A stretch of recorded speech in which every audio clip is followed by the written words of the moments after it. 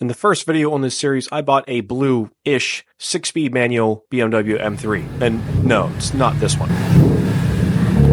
The one I bought is not nearly that nice. This is the one that I bought. That's a lot of clout. What you all about? What your dollar amount? Are you a boy scout? I'm a big dog. Video doesn't do it justice in a bad way. This thing is rough. I mean, it's just awful. This thing's pretty rough. Don't get me wrong, this thing has a lot of issues, but it's nothing that we can't fix. And today, I'm going to fix the biggest issue, at least I think the biggest issue, and that is rod bearings. As far as I know, they haven't been done on this car. Doesn't sound great. I've never done any sort of rod bearing work, so we're just going to dive headfirst into this and tackle that job and hopefully get the car running and driving by the end of the video, which means I also have to fix the leaking clutch line.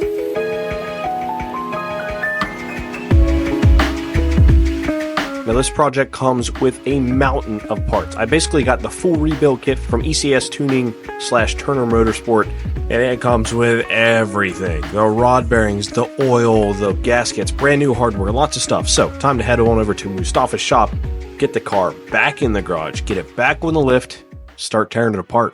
This is going to be a lot of work.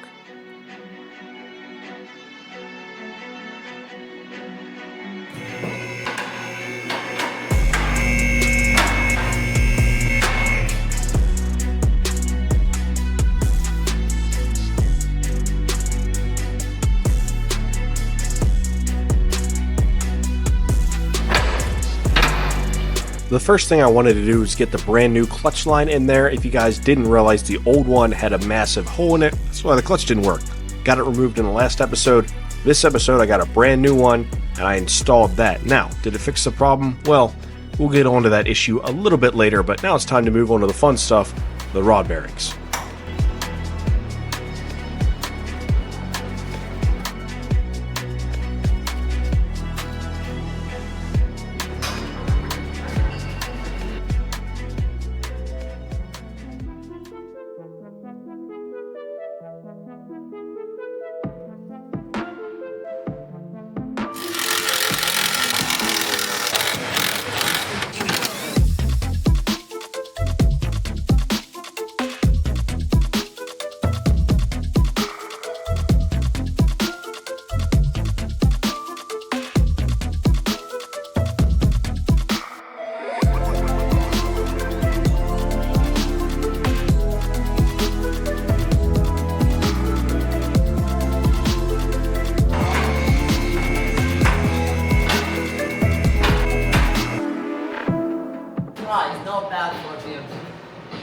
It's a piece of shit.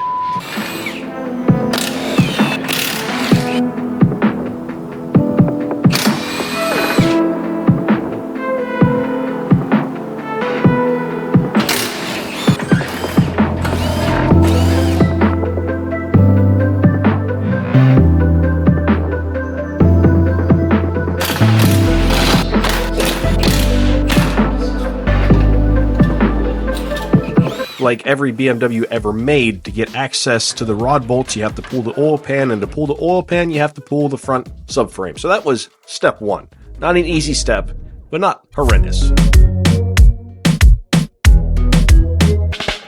By the way, if you notice any flickering in this video, it's because of this clown and his stupid flashlight.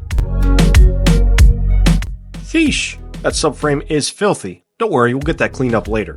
Motor mounts actually were in better shape than what I thought they would be, but they're getting replaced anyway because why not? Super easy access to them at this point, and it came in the kit that I got. So now let's get to working on removing the actual oil pan itself.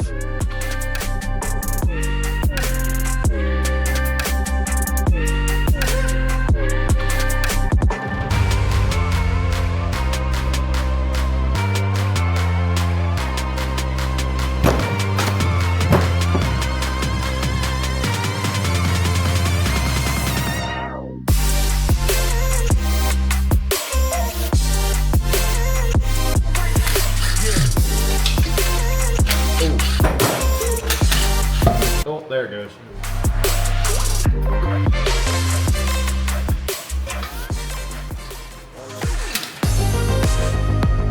Subframe removed, oil pan removed, and we get a first look at the engine, which actually looked surprisingly clean. No apparent issues there. Everything looks nice and tidy. Let's start pulling rod bolts off.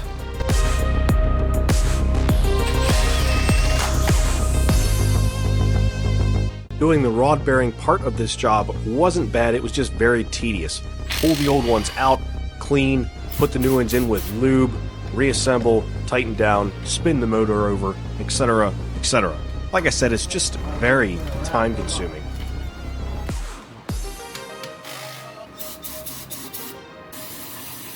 I don't know, they all, honestly, like all these rod bearings, I don't know if you guys can see, almost all of the bottoms look like they're spun. Hopefully that focuses. They all look like that, like almost all of them. Yeah. The bottom rod caps look like they had some potential damage from spinning bearings. However, the crank was absolutely perfect. A lot better. Okay.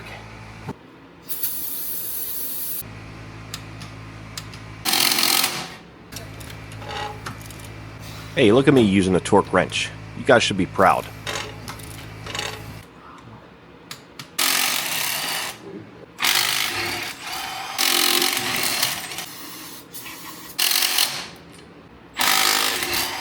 This part wasn't necessarily hard, but it was very time consuming, and I've never done any kind of engine work this deep before. So this is a learning curve for me. Once I figured out how to get the rod bearings in place, get the cap seated back on there, get them buttoned down, it went faster as time went on. Bottom?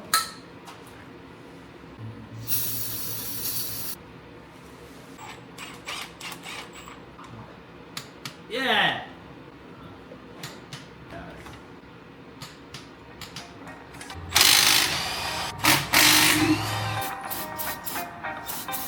Tight till the end. That's right.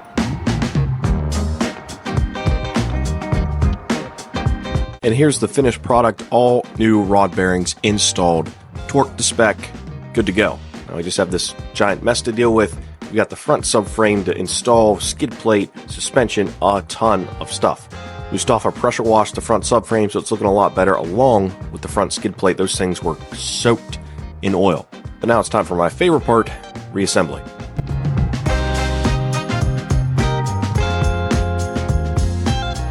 Assembly is completely done, guys. Just got all the new rod bearings in there. It definitely seemed like a couple of them were spun. The bearings themselves didn't seem bad, but did look like they had spun on there based on the bottom rod journal. The bearings themselves didn't look great, but didn't look horrendous. What I thought was odd was the bottom of the rod. Looked like it had some heat and scarring in there, so let me know what you think. My thought is it spun some rod bearings. I could be wrong though. But now that the rod bearing job is done, I can work on getting the oil pan back installed, starting off with the oil pickup tubes first.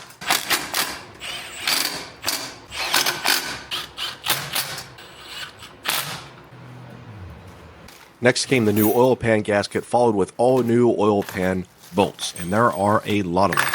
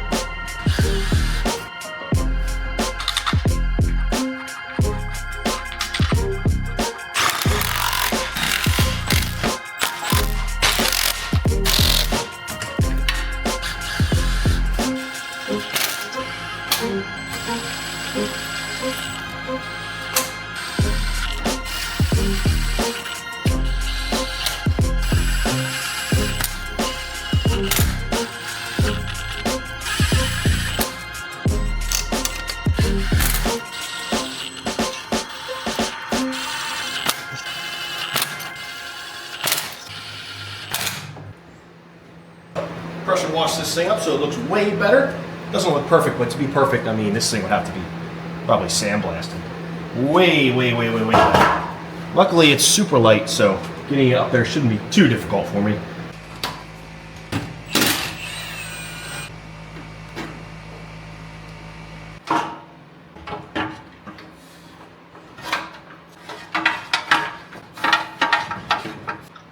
Just gotta get one nut started. Alright. To get the other motor mount lined up. Not quite there. I have to take the engine up some. I think that's the problem.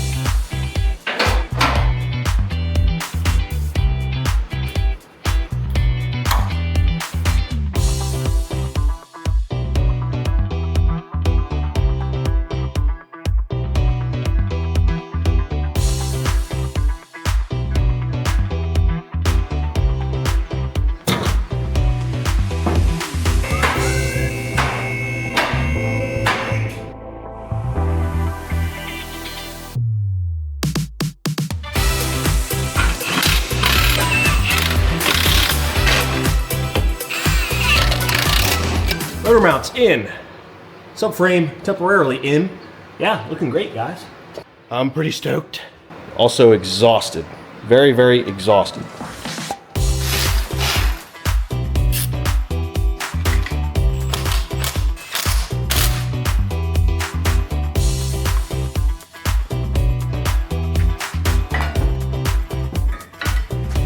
There's a lot of suspension that had to come apart and which now has to go back together. But you know what the hardest part of this job was? Getting the steering rack back in. If you've ever taken a steering rack out, it's very hard to get it aligned with the splines of the steering shaft, especially by yourself.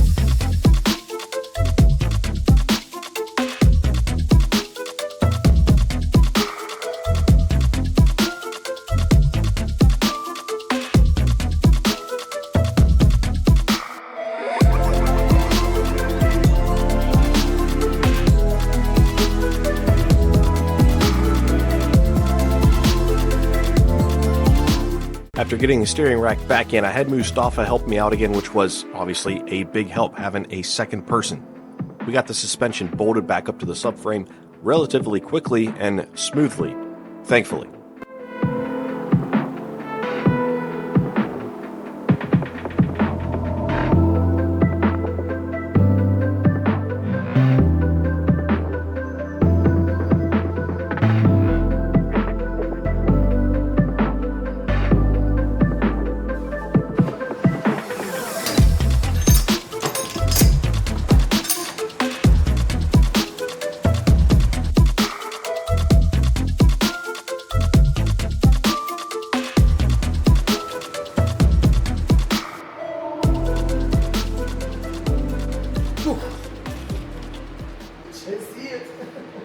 I thought I was pouring out water for a second. Wow, I'm dirty. Yeah. All right, well, let's fire it up and see if it blows up. Send it. Oh, we got to hook the battery up.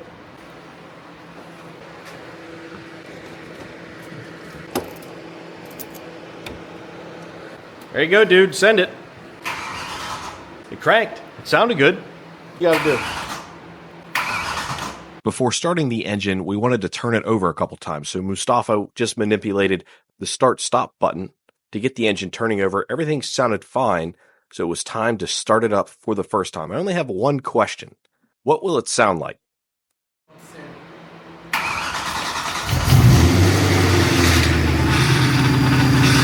Same sound as before. Making the exact same sound as it did the first time it started in the last episode. So I really am thinking it is a clutch related sound, as it seems to be coming from that area.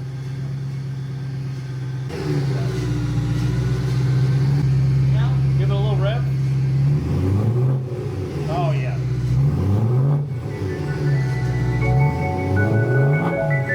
Oh, this sounds good.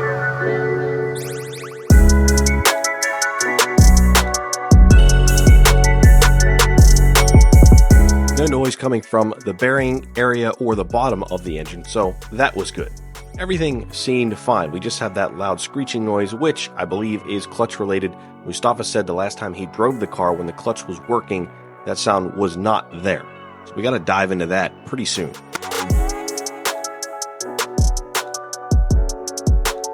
Not gonna lie, guys, I'm pretty disappointed. I thought the car would be done. Obviously not done, but I thought it would be done and I'd be able to drive it. That was gonna be the next video, was driving it for the first time. But I don't know what's going on with that clutch line and the sleeve. it just leaks and leaks and leaks, even though they're both brand new parts. So I got to dive further into that. If you guys have any ideas, let me know. But at least the engine, well, didn't blow up.